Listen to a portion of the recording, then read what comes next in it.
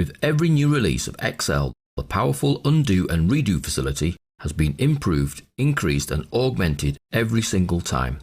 And Excel 2013 is no different. Now if you want to undo something you've done, the steps are fairly straightforward. There's a number of options.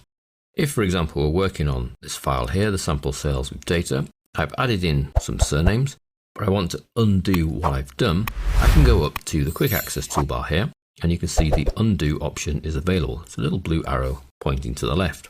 Now I could simply click it, and it will undo my previous action. Now you'll see that when you hover over an undo button, it actually tells you what it's going to do. So it's going to undo typing Rita Brown in A3.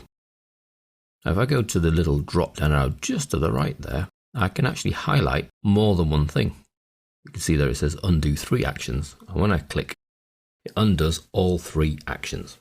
Now previously on Excel, you could only undo about 32 steps, and as soon as you saved, you couldn't undo any further back than the last save. That's all improved with 2013. You can now undo as far back as actions you've carried out since you opened the file, regardless of whether you've saved or not. Now the redo, which is available just to the right, has a little drop down as well, so I can redo everything I've just undone, or I can redo it one step at a time.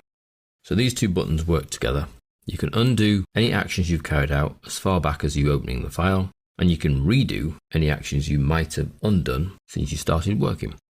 You can only undo things that you've actually done. Once you start redoing them and then going back and doing steps, you will lose some of those steps in the drop list. Now if you're a keyboard person, there is a keyboard shortcut for undo, and it's Ctrl Z. Now the redo, it's Ctrl Y. So we can go backwards with Ctrl Z and then redo with Ctrl Y.